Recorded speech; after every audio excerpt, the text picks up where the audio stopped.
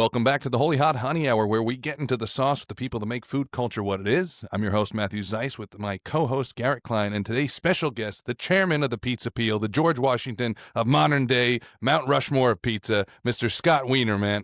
Well, let me take that back. That sounded like your last name was Wienerman. It would be, have you choked on pizza crust? Have you burnt yourself on pepperoni? I'm Scott Wienerman. But ladies and gentlemen, Scott Wiener.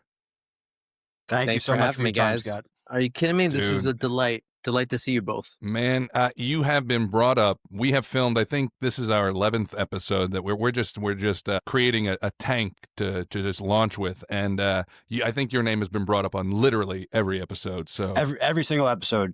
yeah, Who Who are your least favorite people in pizza? And then No, not even a close, man. You are 100% the commissioner of pizza. Are you drinking out of the same cup I am? Are you drinking out of Probably. a Coca-Cola red cup? Not a Coca-Cola because I'm unbranded on this side, but I do love Coke. Nice. FYI. This is just a straight up red plastic cup. Got it. But yeah, man, But I love everybody Coke. has brought you up. Yeah, man. Who doesn't, right? And soda. No. I saw. I was just with Paulie G the other day, and he mentioned to me his interview with you guys, and he told me about how he wasn't wearing pants. Yeah. He showed you the clip, right? He showed me the clip, and then I want to tell you guys I am wearing pants. Okay, Nice, awesome. So, nice. since you mentioned that, I reached out to Pizzeria Bocce, the guy from Pizzeria Bocce, and I was like, Chris, yeah, and I was like, we would love to have you on. You sound like an amazing person to talk to, and he's like, yeah, absolutely, I'd love to get down. And he's like, but the caveat is, I don't really like to do like over the phone interviews. And I'm like, it's fine, we can, because I said, we can do it over the phone. I'm like, when we did it with Paulie G, he didn't have any pants on. And he's like, I don't wear pants ever. It's all right. Chris said that. He's like, I don't wear pants at all when I go out. He's like, it's fine. He's like, so we're going to go there and hang out with him on the 17th. Well, I'm not. Matt's in Sweden. So I'm going to go there and hang out with him. Awesome. It's so great. With Paulie not wearing pants, that was one of the best moments that could have happened. That felt, that was just and his delivery of the sentence was just fantastic. He's like, I'm not wearing pants. It was great. And then he lifts up his leg, right? I just want to show you guys. I am wearing pants. Just a big side of ham, So tell us about you've over the past, I guess, 2 weeks, you've traveled to Montreal for an expo, to Columbus for an expo. You are a globetrotter when it comes to pizza. It's awesome to watch you go on these journeys. Tell us about Montreal and Columbus. Yeah, man. Well, it's National Pizza Month, or it was. So, that's the travel. So it started off with a trip to California for a amateur pizza competition run by Coppola Winery, Francis Ford Coppola Winery. They're a supporter of Slice Out Hunger, so we went out there to check out their competition and just to kind of be there to support them. And that was the first chunk. Hit up a couple pizzerias while I was out there. Maybe not a couple, maybe like 7 or 8. And then over to Montreal, where there was this huge pizza competition called Pizza Fest Montreal, run by a guy named another Matthew, the Canadian Matthew. So it's like Matthew. And that was awesome. But that I was a judge for that. There was only 6 judges, and we must have, I don't know. We must have judged 120, 130 pizzas. It was nice. It was. So you what do you judge on when you? I mean, that's a lot of pizzas to have to sit there and filter through. I mean, and of course you are the guy to do it, but there's got to be so many things going through your mind to create the ultimate score. How do you choose what's what? Well, it depends on the competition, because that competition is a slightly different set of rules than the competition after that, which is the Columbus, Ohio Pizza Expo Columbus event. The first thing you gotta do is understand what the rules are and what you're scoring on so that you're not over tasting. And then the second thing you gotta do after understanding the rules is you gotta understand how to keep your palate clear. So the morning of, you can't be down in coffee. You shouldn't be using minty toothbrush. You shouldn't be eating aggressively flavored things the night before. You really have to care for the palate. So prepping yourself up is always helpful. And then during the competition, you have to make sure that you're eating carefully. And the way that I like to taste during the competition is I'll start off with a bite of the crust, a bite of the outer edge, so that you have a sort of untainted taste of what the pizza would be like. Then you flip around to the front and get the toppings and everything else. Otherwise, if you do it backwards, you might hit a pepper and then you can't taste the crusts. And then in between pizzas, you got to reset the palate. So you got to have some room temperature water, some seltzer, unflavored seltzer. We like to keep very low acid, low sugar apples on the table. Huh. Because if you were doing a wine tasting, you might have or a barbecue tasting, you have crackers, salted crackers. With And wine then also tasting, you might have bread. But for this, you and don't then need bread. for sushi, that's why they have the ginger is included. Yeah, it's a reset for clean the the palate. palate. We don't like ginger as much for this kind of competition because there's already so many sharp flavors. Mhm. We'll do things like smelling coffee beans might help with the olfactory senses, but everything else is really just based on how do you I think it's keep fantastic. yourself straight, and then you're gonna hit the wall. Look, if once Yeah, you get to it, all depends on the competition. If I was tasting 30 pizza margaritas in a row, that's no problem. But if it's 30 pizzas with no rules and everybody's using tons of toppings and sweet and heat and aggressive flavors to catch the judge, that's where it gets tough. yeah, because I'm sure it gets filling. You're like, I want to eat this whole pizza because that's what you normally do. You're like, I'm going to eat this whole pizza. It tastes delicious, but then you're like, wait, nope, I got 40 other pies that I have to eat as well. So then Yeah. you just got to narrow it down. So like, what do you usually take, 1 or 2 bites of each slice to get the? Yeah, Well, I guess it's 2. Obviously, it has to be 2 because the back and then the front. But usually, you try and keep it at 2. yeah. I try to keep to 2. If I need a third bite, then that's because there's something I didn't understand about the pizza on the first 2 bites. So then you judge these pizza competitions, and then you're on record saying that you try and eat about 14 slices or so. I think you said a week, right? My maximum is 15 full slices a week. Yeah. Yeah. So you just went and ate basically close to 100 slices. So are you gonna now cut back on pizza, or are you still gonna keep to your 15? The general rule is every slice that I go above the limit, I subtract 2 from the next week. So the Okay. problem is, but the problem is if I've gone Yeah. 15 over the limit, how do I subtract 30 from the next Yeah. week? Then That would put me at negative 50. you're gonna go 2 weeks without eating pizza, and you're gonna go through some withdrawals. It's Do you it's just still like en- impossible. It's just physically do you still impossible. enjoy pizza? Oh my God. Yeah. Okay, I mean, of course, like but I mean, you must eat so much. So like the fact that it's, I remember when I did work at a pizzeria and someone's like, "Oh, you can't eat pizza every day," and I was like, you can, it's delicious. Like, there wasn't one day that I got tired of it, but you are on an entirely different level. Yeah, because it's all different pizza. Working in a pizzeria, you will get tired of the same thing, of course. Sure, that's true. Yeah. But I'm eating different places every day, and when I'm judging a competition, each slice is really a new opportunity, and not only that, but the judges have this real unique responsibility to make sure that we Mhm. judge accurately. So when I'm eating, it's not that hard to hold back because it's really like if I want to be the best judge possible, I cannot finish this slice or else I'm Yeah. a bad judge.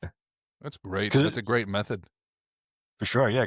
And then 'cause you have to see the limit, you have to see through everything because you can't just be like, "This slice was delicious, and I'm gonna devour it," and because then you might not be able to enjoy the next one as much because you might be full, and then you're not gonna be able to fully. Yeah, you know what? You're right. You're right in that you are consuming a lot of food, but for some reason, at the end of a competition, if you've judged it properly, you will still be hungry because Huh. it's almost like a mental reset. Like in Montreal, the sponsors of the event was Saputo Cheese, and they took everyone out for dinner, their whole group, the judges, and we sat down, and me and the other 2 judges looked at each other like they got to be insane. I just tried 80 different slices, and then I look at the menu and I say, you know what? I'll have a steak Oh yeah, yeah. because you need something that's different. You need something that's not pizza, which actually is one of my questions. So, being that you do eat 15 slices of pizza a week, you try and keep it at that. What other foods do you like to eat? Like, you can't obviously have pizza for breakfast, lunch, and dinner. So, what else is Scott eating? Yeah, man, I eat everything. I love it when people take a tour and they're like, with the amount of pizza you eat, that's all you eat. It's like, no, because pizza is a snack, or sometimes it's not even, sometimes I don't think about it so much as food. It's more like research. So I Sure, can eat a okay. couple slices and then say, okay, let me go get lunch, which is maybe not healthy. But no, I eat everything all the time.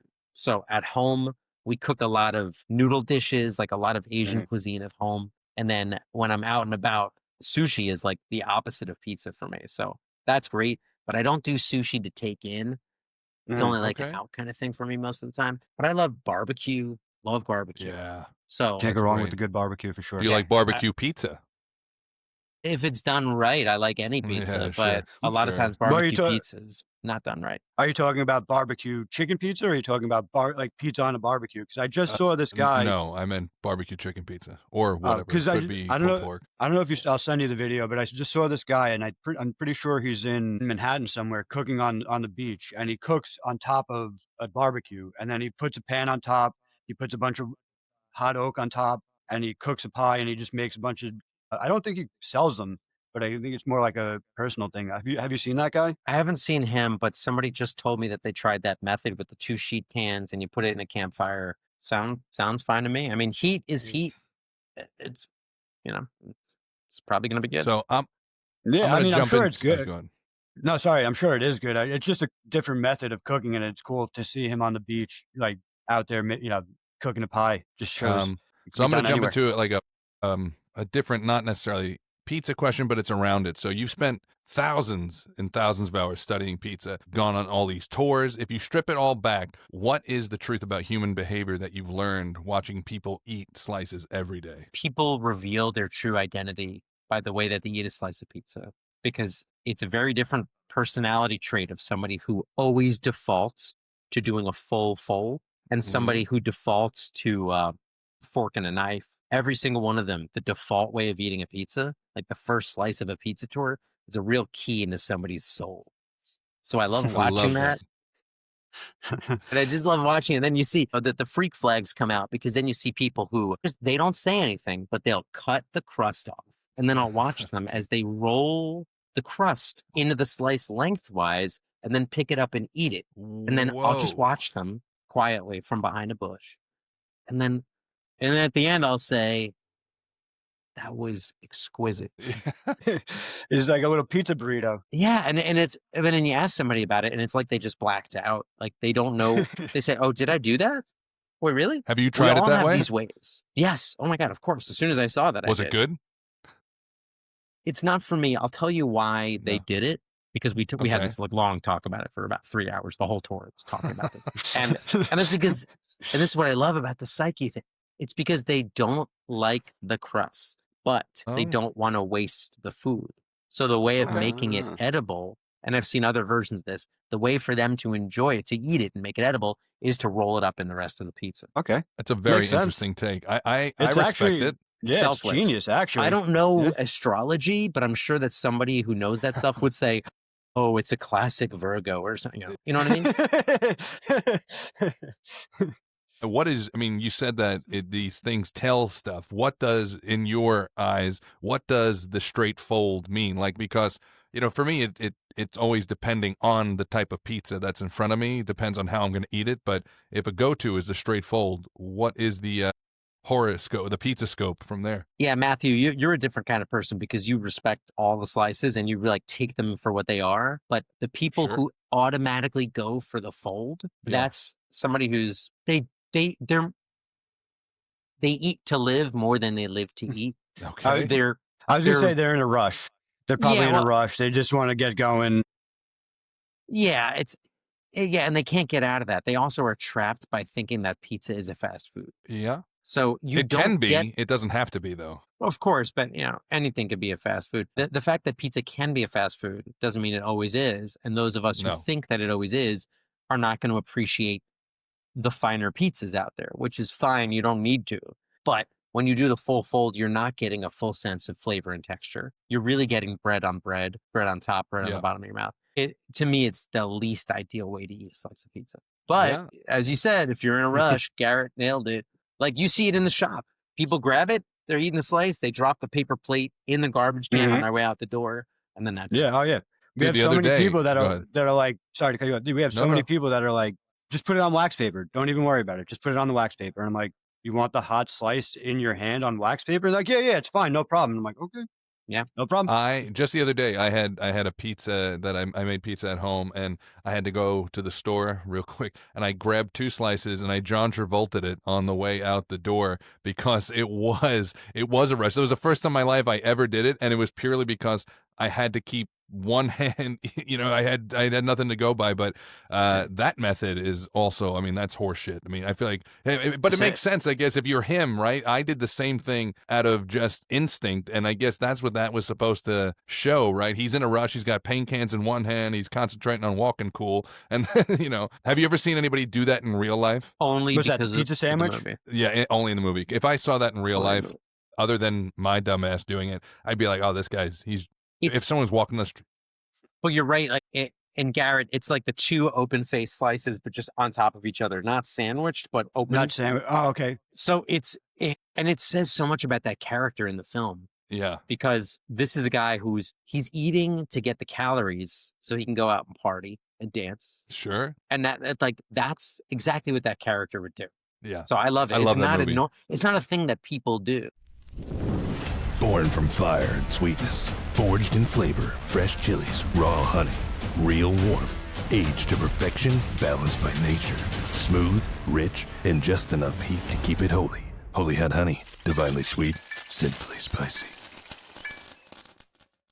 Like, I love it when people would go to Lenny's, which closed 2 years ago, but people would go to Lenny's and do that. And it's only because of that movie. Like, nobody. Of course. The fact that trying Lenny's, to recreate it. That's a bummer, just historically as a lover of film, and that film specifically, to see that place. But if I'm not mistaken. We lost him. Audio down. We lost him completely. He'll be back. He's. Nope.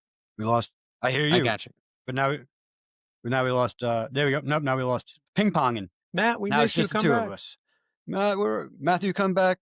We need you to do the Sorry. cast. I'm back.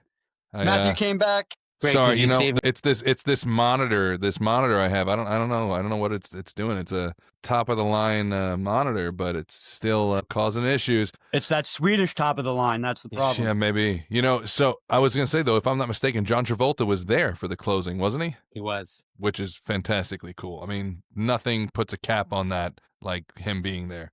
So your pizza box collection is a pop culture archive, cardboard form. That's another question. What does the box say about pizza culture? Who made them? Design trends, waste of culture, nationalism? What? It's changing over the years because, like, New York City, great pizza city, right? But historically, pretty bad custom pizza box design. Most pizzerias do not use custom boxes. They're all the, fresh hot out of the oven. You've tried the rest, now try the best, that kind of thing. And now they're starting to do more, but that's because the cost of printing pizza boxes is kind of decreasing.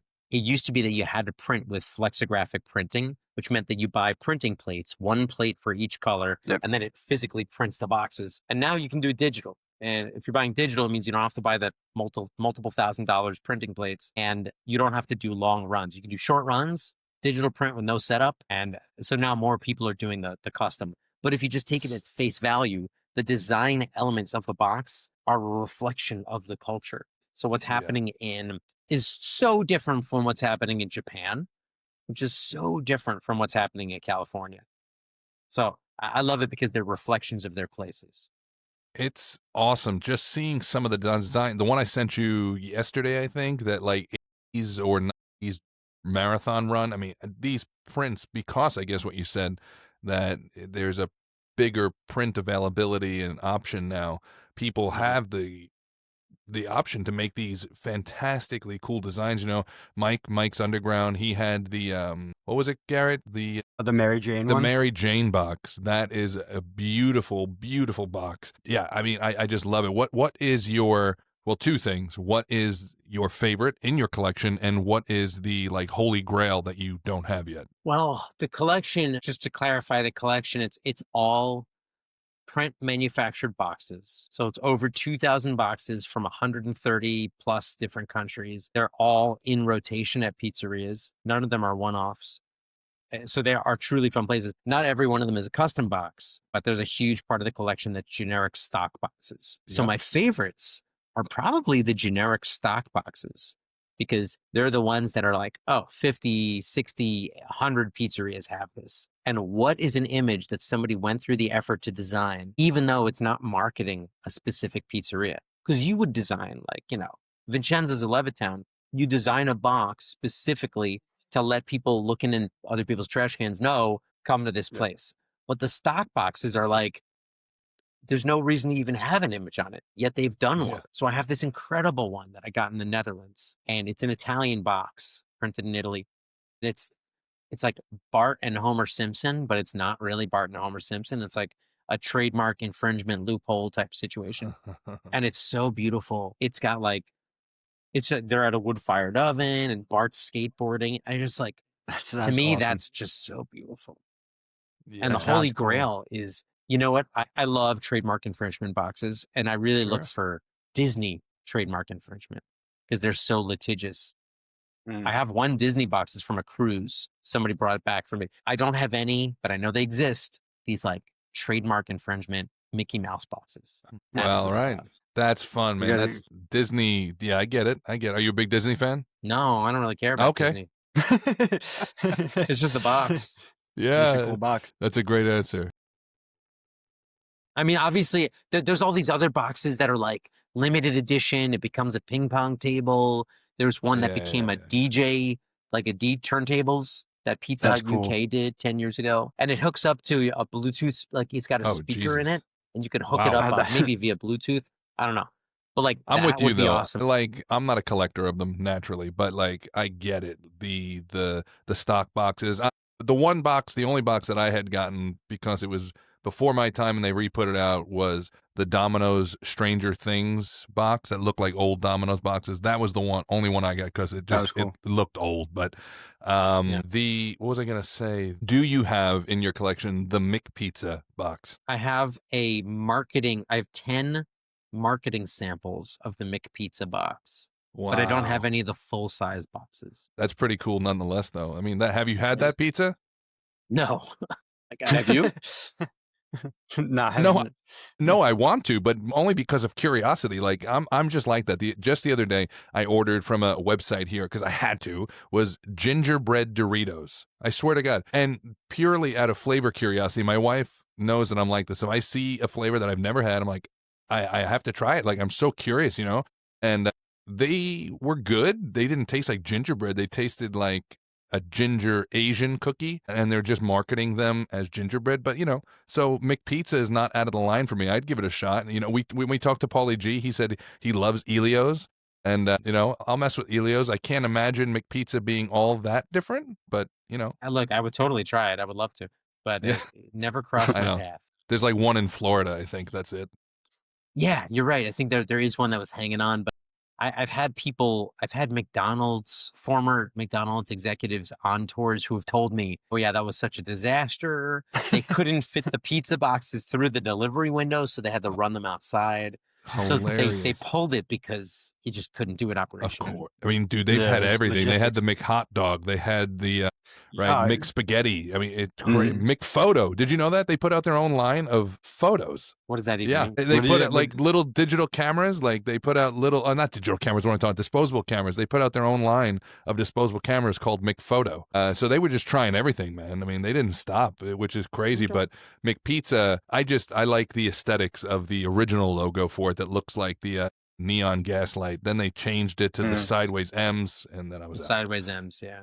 That's the one I Yeah. have. That's the marketing box I have is the Mhm. McDonald's M sideways as disease. Have you ever found what you would consider throughout your tours, throughout your years, and I know this is a loaded question, but the perfect pizza? Have you ever found the perfect pizza? I think I'm not looking for perfection, Okay. so I don't think I would have noticed. But I've had That's- pizzas that at their moment that I ate them really spoke to me. Yeah. And the last time that happened was 2 days ago at Pizzeria Bacci. And it was just the regular pie. And biting into it, it just felt like everything was in balance. It's where I wanted it to be. If I was judging it, would I have noticed some technical flaws? Yeah, probably. But like, it doesn't really matter when you're at the place just eating the slice. No, it's because if that was the second half of the question I was going to say is like if you found a pizza that lacked soul or had soul and made it worth eating, and it sounds like this one had soul. I had so much soul. I've had a lot of Yeah. pizza that lacked soul. Yes, and then because I of find- that, I feel like even if the elements are correct, without soul, it loses it. Yeah, absolutely. It's a major Mhm. issue because sometimes people like pizza because of the toppings on them, and that's fine Yeah. as a food delivery vehicle. But those are the ones I find to be a little soulless when there's just so much going on and you can't. Yeah. It's like I'm not a fan of these like crazy action movies where there's a million people fighting and I just can't even keep track of what the heck's going on. And No. that's like when I'm eating those pizzas, that's what it makes me think. I like being able to decipher the plot. I want to know Sure. what's the story behind this pizza. And I don't want to have somebody have to tell me. That's why at the competitions, everybody hands in a little index card telling you what pizza they made. And on those index cards, we really want them limited. We don't want it to be a story because I want to get the story from the pizza. If I can't get it from the pizza, it's not part of it. And when we spoke to Augie, we asked him what his favorite pizza was to make or to eat, and he said the margarita because you can't hide from anything in a margarita. Yeah. You have to be on point with the sauce. You have to be on point with the dough, everything, because there's no hiding behind any of the toppings. And a lot of people do. They'll just load it up with whatever, and it takes away from the crust. It takes away from the sauce. It takes away from the cheese. That's why the balance of everything, like you always talk about balance of sauce and cheese ratio, it has to be right, to actually get the full ingredients of things. So going back to judging, so when people add too much to the that hurts them, right? Like sometimes when they add too much sauce, there's too much cheese. Yeah, So absolutely. And too many ingredients. If I can't figure out what's going on, then there's conflict. And you don't really want conflict. Contrast is good. Conflict is bad. Yeah, too many ingredients has never been my bag. I've stated, I think when we met up, I told you like the number one pizza here in Sweden is kebab pizza. And it's more than just an open face kebab. There's like French fries on it and just so much shit. I'm like, I don't get down with that type of pizza. For me, I'm also a straight margarita dude, almost always. I like the basic, and as you said, I guess the balance too, because when it's done right, it's really done right. When you had us meet with you at DeFara's, owned by DeMarco's, that was to me just a perfect balance for me. That was that was an ultimate slice. Yeah, it's really good. So go ahead, Garrett.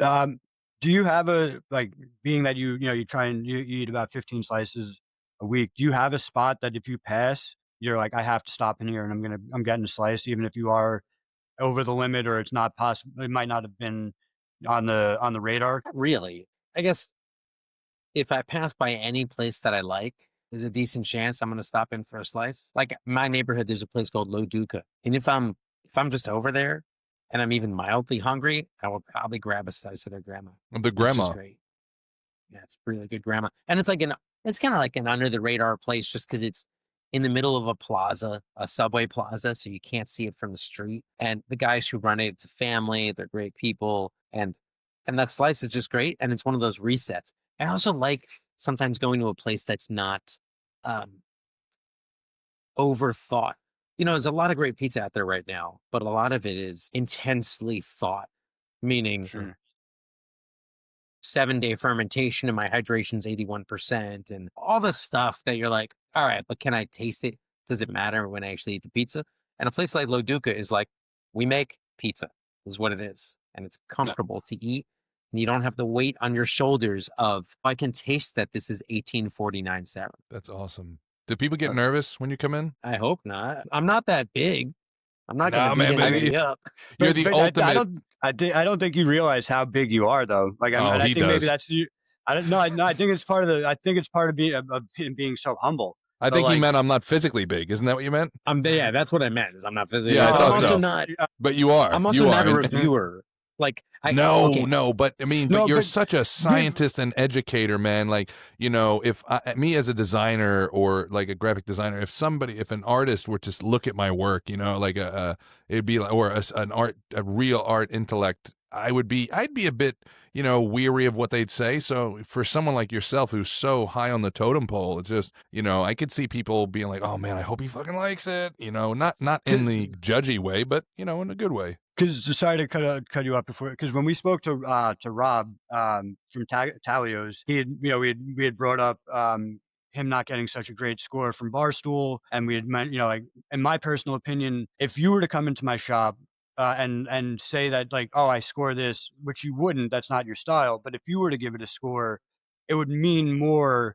If it was, like higher or lower, it would mean more from someone like you as opposed from somebody just like the Barstool guy. And I think that's what Rob's asking. Do people get nervous? Because your opinion does matter in the pizza community. Well, I get what you're saying. the big difference is a Barstool review is one person's personal opinion, and it never claims to be anything more than that. I, as a person who does not review, the only time I'll ever review is when you are asking me. So if I'm judging a competition, then I'm very picky, and I will absolutely give like the most fleshed out rating. But if you're not asking for it, I'm just eating it. So if I came into Vincenzo's and I'm just sitting there eating pizza and you ask me, hey, how is it? I'm probably going to say, this is good, unless it's really, really terrible. But then if you say, if you look me in the eye and grab my collar and my shirt and you say, I want to know for real everything you're thinking right now, I will absolutely tell you. But I beyond think that, that's a great way to be. That you is, know, yeah. if you ask, Anybody, yeah, sorry. absolutely. But Yeah. usually people are asking me because they want to know, like, hey man, everybody tells me this is good, but they're also my regular customers and I'm related to half of them, and like whatever. I would like pick it apart to a degree that in a way that would be helpful. Like Yes. Correct. even when I'm Correct judging, criticism. I'm always asking. I've noticed something there. Is this intentional? Or I would point to something and say, is this the way you intended to make this pizza? And if you said, yeah, it's exactly what I want to do, I would say, great, you did it.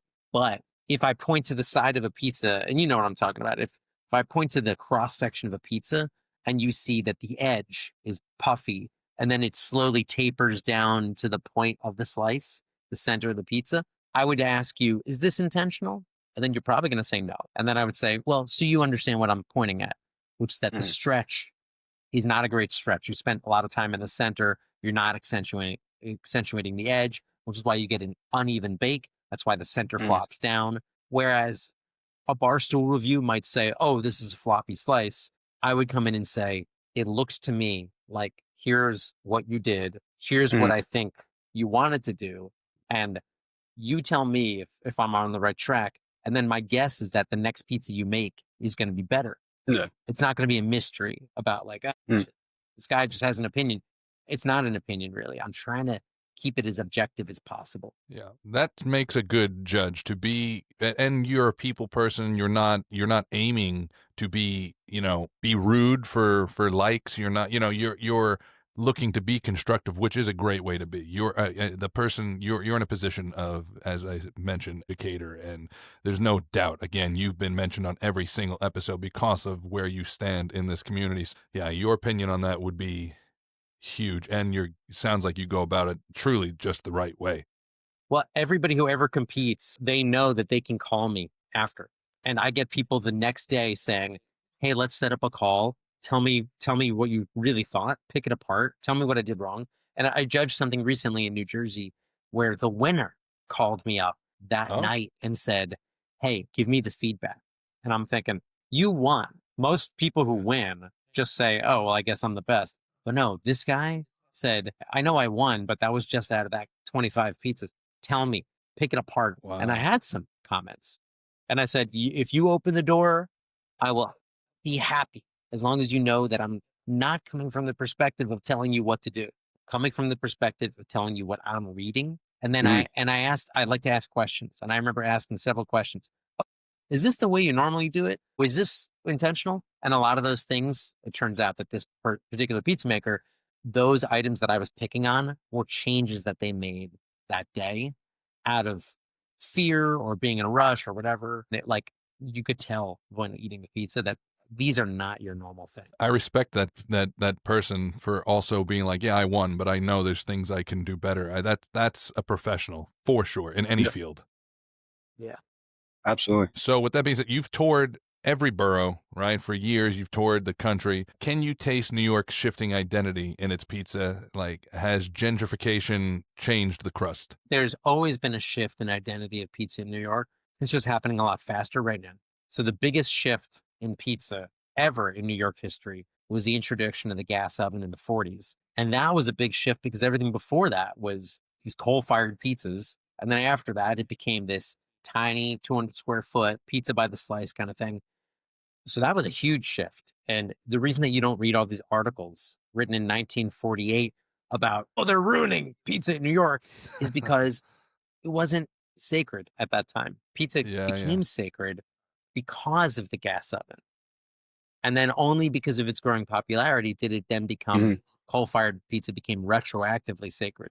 where in the 90s, people started opening up new coal-fired places like Grimaldi's and resurrecting old ones like Lombardi's and expanding existing ones like John's and Patsy's in Harlem. And so like what's happening now is smaller. It's way more incremental. It's just happening a little faster. So the biggest shifts now when you say like the gentrification of pizza, it's really that because of Neapolitan pizza in the early aughts, we suddenly realized that pizza didn't have to be a fast food, that it could enter this spectrum of sit down restaurant, maybe not white tablecloth, but it could get close to fine dining.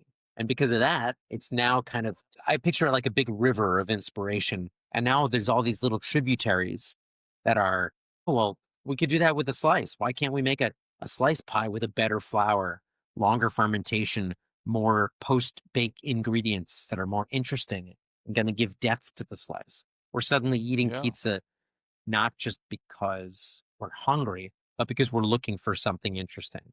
And so that's where the places like the Mama's 2 and the Upside and Lindustry and Lucia, all these like New York slice revisionists, if we really kick it back all the way back to 2008 to Artichoke, it's all this like eating pizza by the slice intentionally. And I don't think it's a bad thing at all. In fact, I don't think that it's taking away from other pizzerias. I think it's increasing the size of the pizza eating population. Yeah, for sure. Because now, like you see Talio's bringing the Roman style pizza, you see Torrey T's bringing the Detroit style pizza, and it's starting to expand. And I asked them, like, when you bring these new styles, do you feel like it might take a little while for them to catch on? And then they say, yes, it does. In the beginning, there's some pushback, but then they realize that these are great products. And once you taste something good, it doesn't matter really if it's called a Roman style or if it's called a Detroit style.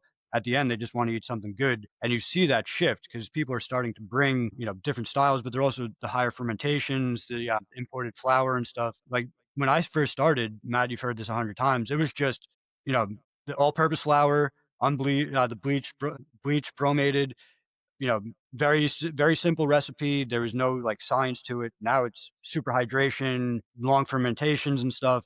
Do you see that you need to have those things to create a good pizza, or do you still enjoy the more quote unquote traditional New York style? I had a great slice at Joe's the other day, which is as simple as you can get. It's ingredients in the mixer, bacon in the gas oven, nothing about it that's trying to be on trend. And it was a great slice. The point is its execution matching its promise. And for that kind of place, it is. Mhm. For a dollar slice, is the execution matching the promise? The promise is this is cheap pizza and it's going to be warm. Yeah, it matches that. If that's what you want to eat, then you go for it.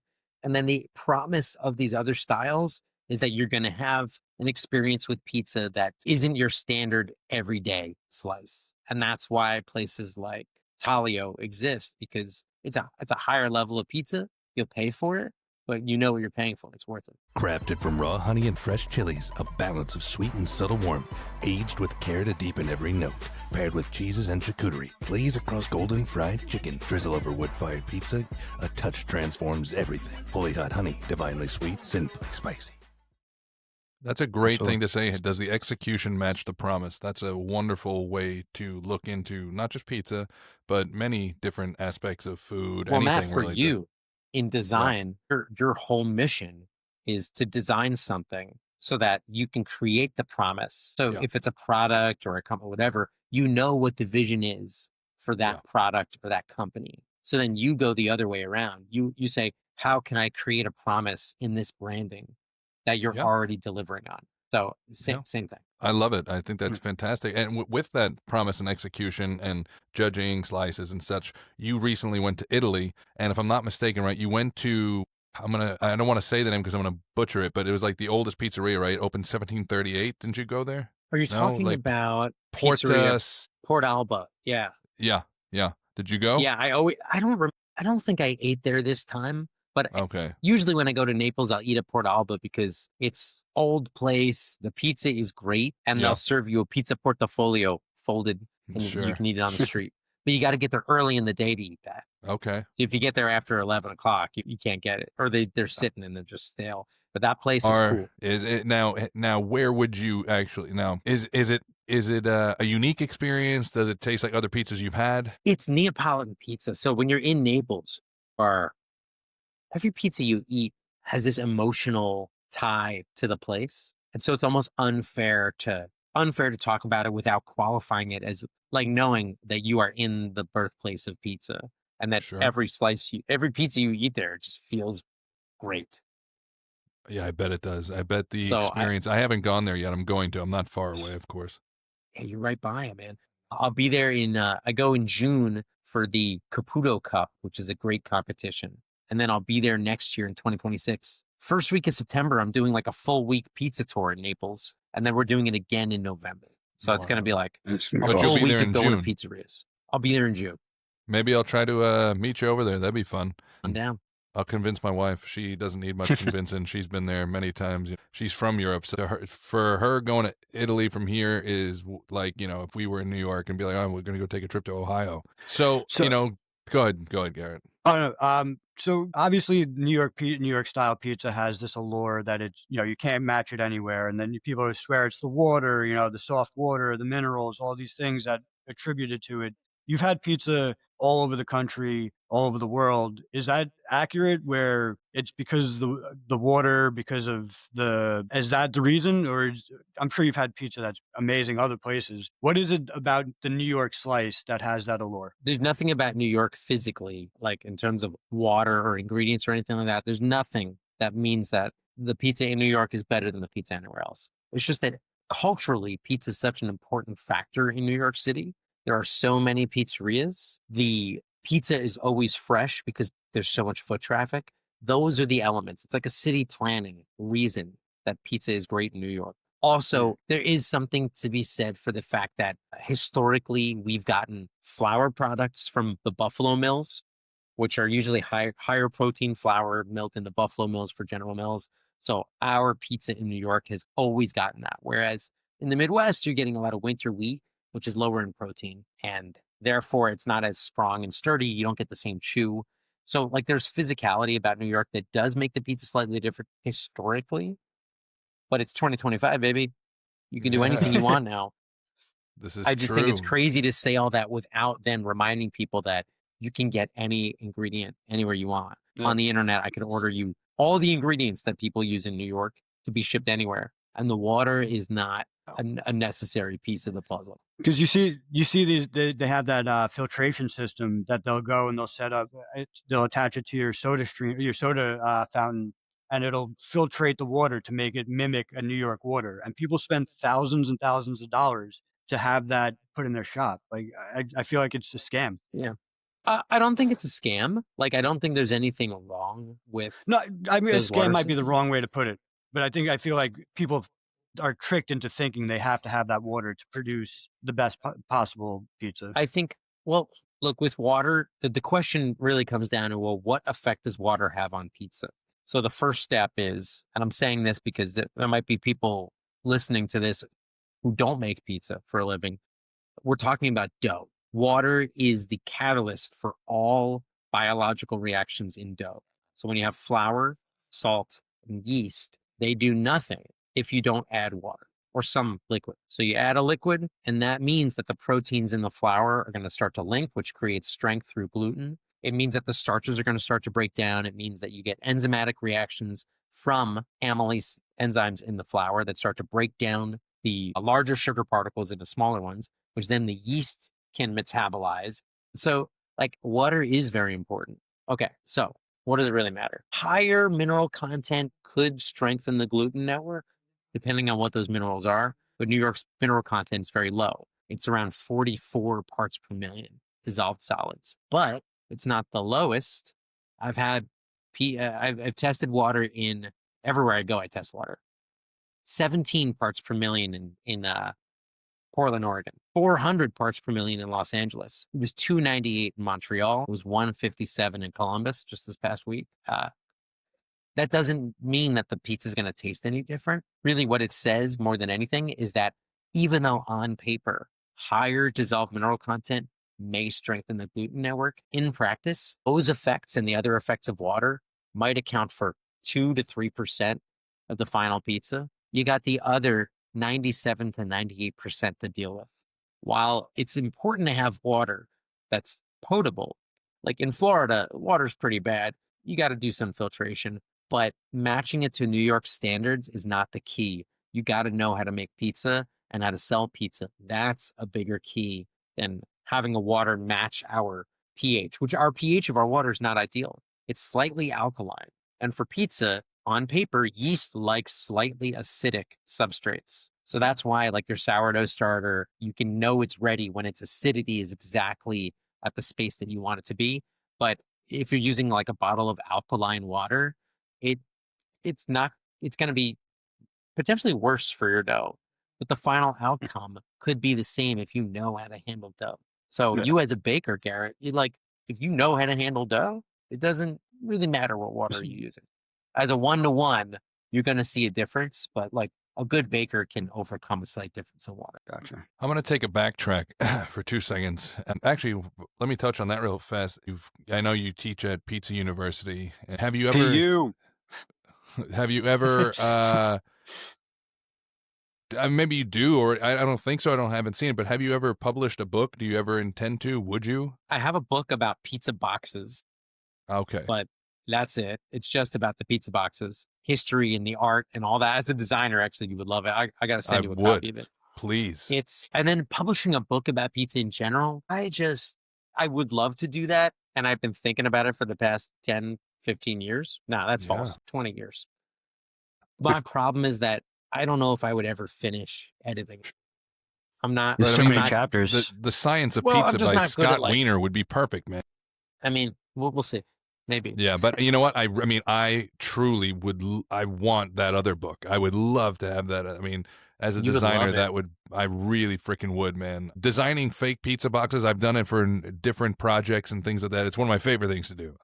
I really love it, just to capture that old school aesthetic. But what I was going to say before is to backtrack, and I'm sure it's a question you've been asked a million times on a million different podcasts and interviews, etc. But when you started this, Scott's Pizza Tours and the studying, but before you started the tours, you must have already had the infatuation and started to study pizza. Did you? I mean, I'm sure that it has grown, but where did it start? All of it. Yeah, I definitely love pizza, but I think I loved it in the way that everybody does. The way that's like not so special. It's just pizza's delicious. But the difference was, I think I started getting super into pizza in college, and not like junky pizza, but like I went to school in Syracuse, New York, and there's a bunch of crappy pizzerias, but there's also an Italian population that had been there since the late 1800s. And I started like hunting around and checking places out. But then the real big difference happened when I used to be a recording engineer. Like that, my training is really in like technical audio production. So I used to record bands basically for free, as long as they would bring me a pizza. And every time I'd record a band, I would tell them I'd say, you got to bring me a pizza from this place. You need to bring me one from Sabatino's. You got to bring me one from Athens or whatever. Like all these other places. Yeah, you ever see? You ever see the Dave Chappelle skit? Sorry to cut you off, but just remind me. You ever see the Dave Chappelle skit where he does he dresses up as Puff Daddy and he does the Who Wants to the band skit where he has the studio. He's like, if you want to keep the studio open, you're gonna have to go down and get me some lefty golf clubs. If you want to keep the band open, you're gonna need to go to Harlem and get me some Cambodian breast milk. I only drink the finest breast milk. And it's like, I have not. It's just like these. It's just these the craziest requests. He's like, I'm gonna need you to do this. We're not keeping the studio open unless you get me this. That's funny. It's so crazy. I was much more benevolent than that. But you got that's it. But so that's where it started. Yeah, it was. It started with that, and then like pizza was just my thing. And then when I was playing with bands, anytime we would tour, it was just pizza was the thing we would eat. It was our form of entertainment.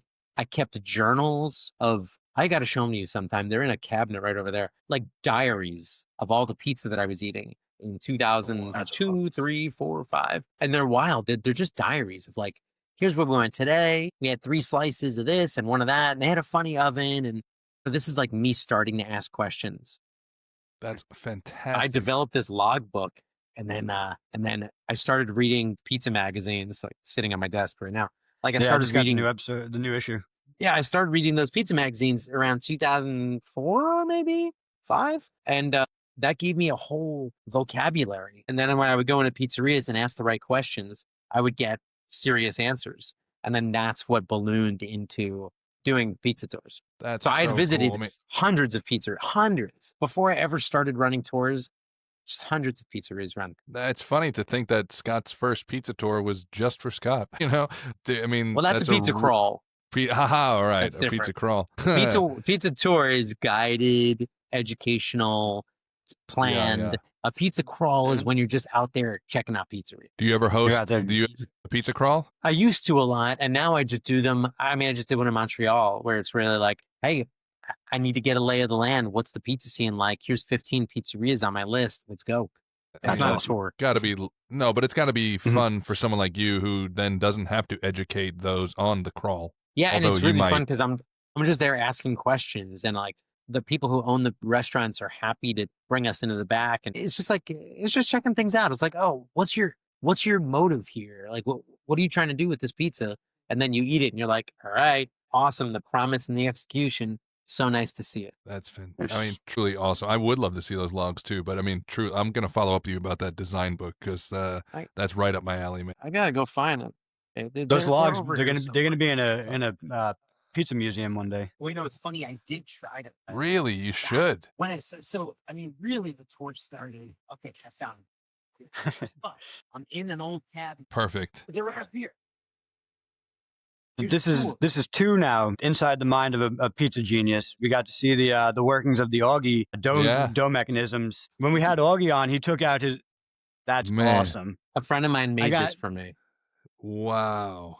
I bet Augie's brain is just like these books. Mine's almost as cool as yours. So that now I give them out on the tours.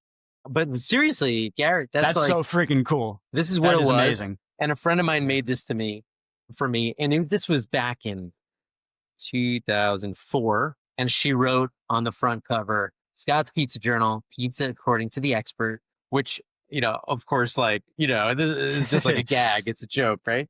And then there's a rating system, it's not a rating system based on what's better or worse. It's based on like, what does the pizza do to me? That's amazing. Well, one of them is like, oh, this is like a 2 a.m. pizza. One of them is like, oh, this is the standard. This is the standard to live your life by. And then there's other ones that are like, oh, this pizza just makes me feel something different. That's and so then cool. the way that they're rated is like this. You get Lombardi's, which I went to on March 4th, 2006 at 5 p.m. I had a cheese and garlic pie. And then it's got all these little details in here. You know, just That's of what so I thought about That's it. cool. so cool. And that's And then before you here's a started place- everything. Have you ever taken Here's one a of those place on here's a place in Hoboken, New Jersey, and it's got a face and a half. I don't even know what that means. And my comments are, I have not planned to read this to you, but it's happening. It's hard to fairly judge a slice after eating 4 slices earlier in the day, but I can draw on past experience to tell you what I think of Mario's. This place is a classic, quote, I want to eat a pie of pizza right now, end quote, kind of pie. I love this pizza, and it's always there for me, just like a good friend. I ate 2 slices, and now I am off to Benny Tudino's. Also, Mario is a really nice guy who was wearing a funny hat. Dude, that's so great. And, That's and awesome. you said you tried to That's like- publish these, but why didn't they? I mean, so what happened was 2007. By this point, I was visiting pizzerias for fun, making my friends go with me, whatever, working at a recording studio, and I had a couple of other jobs, which I quit because I just was tired of it. I quit September of 2007. And then in October, I decided to rent a school bus and take all my friends on a pizza crawl, just going to a bunch of cool places. And I gave them little notebooks and the candies and all this kind of stuff. And it was just a blast. And it was that at the end of that day, my friends insisted that I do this as my next career move. And that became the thing. And it's funny because when I quit my job, I gave myself 3 goals. I had 3 goals. One of them was, I wanted to finish recording this album that I've been working on for a while, which to this day is still not done. So that didn't happen. Oh. Number 2 was that it was at the time, this is maybe too much of a side story. At the time, I was living on an old historic ferry boat. I was going to ask you about that. Okay. I wanted to ask you about that. I didn't know if we'd ever talked about that. I was living on an old ferry boat. And I heard the story from Augie actually. he That's a total he Augie told because situation. because he has his houseboat, and I guess he found out from Yeah. So that my second goal was to like work on restoring the boat, which that's what I did that a lot for the 6 months. And then my third goal was to write and publish a pizza book. And I didn't know what it was going to be, but my first stab at it, and I have a whole proposal written. It's just exactly just scans of this book Yeah. of like the That's perfect. the best pages. That would actually make for an amazing book. Yeah. Because it's not like it's just a playful way of like just getting into your mind and how you viewed pizza, and like I would read that book. I would definitely have that book. You can borrow it for anytime. sure. Volume 2 is a little smaller, but it's more densely packed. You would love this, dude. It has all the menus in the back. Wow. That's so freaking amazing. It's a real time capsule. And I've got like, here's some stickers. Have you ever taken This is a list. the book? This is people always gave me recommendations. So on this list is like people telling me where to go. And some of these are places that I've been to a million times since then. Some of them are ones I've still never been to. And wow. I have receipts. There's receipts in here. That's so cool. You should Have you film ever- that going to the ones you 'cause- haven't tried. I was Yeah. I was also gonna say, I'm sure you're friends with a lot of those people that are in your book now. I'm sure they'd love to see how you that you went to their shop before you even knew had Yeah, a friendship I'm sure with they them. would. Although, what if I have a That'd be- bad review about it? True. I'm sure Dude. I'm sure that you don't have many bad reviews, because it's pizza's usually very good, and you'll find something good in it to I'll always talk find about. something good. This is August 2nd, 2005. It's a famous Ray's pizza, and it has a ticket stub attached to the page because apparently I went to the Bowery Ballroom to see Olivia Tremor Control. Dude, I Which mean, I- that's a that great actually- journal. That's cool shit. So going back to recording and being in bands, so what kind of music did you play? That was all like indie rock, different flavors of indie rock music. Like one of them was Okay. a little bit of a harder band. They were all just kind of funky, weird, crazy, weird. Okay, very cool. And what what instrument did you play, or did you only record? I was a drummer primarily, and then I played guitar whenever anybody like somebody was going on tour and they needed a guitar player, and I was like, I don't want to call it a free trip because it wasn't really a free trip, but like I would love an excuse to go on a big trip. Yeah. Yeah. Do you still play ever? Not really. It's so hard to find Yeah. time. But No, of I mean, course. you know, Yeah, I've got some guitars here. Because when music's far- in your soul, it's hard to get rid of it. Yeah, it's tough. I know. How far into the album did you get that you were recording? I mean, it's funny. I've like hacked away at it for the past 20 years. And it's basically done. It needs to Okay. be, it needs like some mixed tweaks and it needs to be mastered and then that's it. But it's like, it's just fallen so far down the list of priorities. Gotcha. What's next on the what is your current goal? You know, I mean, I've seen you've had a TV show, right? I've seen you recently on I think 2 episodes of Adam's show on First We Feast. You know, are you Yeah, going to have your from- own show? I don't know. I never pitched shows for a while, maybe 10 or 15 years ago. And at this point, the way the media works is so Yeah. confusing with all the streaming out. It's not really a priority of mine. But No. I think that there's a lot of opportunity out there for people self-producing and using YouTube. We have a young daughter. I'm focusing on her. I'm Smart. focusing on like making sure that everything that we do with Slice Out Hunger is stable, because Slice Out Hunger is a huge component of what I do. And that to me is more significant by far than anything with the tours. But if that's stable, if the pizza box collection, I do have a goal. I need to find a sponsor for the pizza box collection because the rent I'm paying for a storage unit is bonkers. Yeah. I need to build a website so people can see the boxes. There's all these expenses Catalog that them all and happen. stuff. Yeah. It's like, Have you ever done? could really I know make you it all lent. I know you put some boxes at a restaurant last time we were in New York. You had said that there were several boxes on display at like an entrance. But have you ever thought of making an exhibit? You know, I mean, we did an That'd be awesome. exhibit in was it 2017 at the Museum of Pizza in Brooklyn. Then we did one in 2015 in Berlin. And then right before that, we did one in London. And then right after that, we did one in Manchester. So we've definitely Nice. toured a little bit with Yeah. museum But if you put them exhibitions. all up in like, I don't know, Queens, New York City, whatever, you get somebody to put up a room and like really display it like a museum. It'd be freaking awesome. I mean, I know that's something I would go to in a heartbeat. I mean, Yeah, I absolutely. guess the big plan for something like that would be Yeah. if somebody was doing a serious exhibition. Yeah. I would love to have them on display. It's just very hard to do that. And, Of it has course. to be monetized. Like somebody, I would love if somebody did a sponsored pizza box museum. Coca-Cola came along and said, we want this to just be an experience and it's going to be for 2 years and it's going to be in Manhattan or whatever. I would Mhm. love it. Get them out of That'd be my storage fantastic. unit. Let people see them.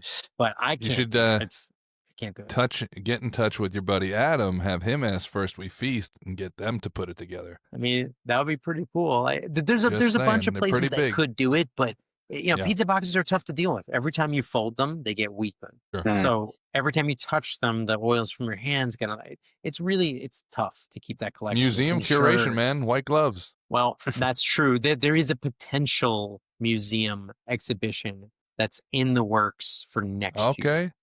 Good. Nice. Stay tuned. That's We'll great see. to hear. Very cool. And so what is it about the pizza community that you think makes everybody so welcoming and inviting? Anybody that we've ever reached out to has always been like, yeah, absolutely, I'll get on the cast with you. Anybody that we've ever said, hey, can we talk? They're always interested. What is it that you think? Well, on one hand, I think you're reaching out to a lot of people who would be primed for participating. So people who are very aware of the whole scene right now, whereas 20 years ago, these people who you're talking to right now, like they were not in it yet.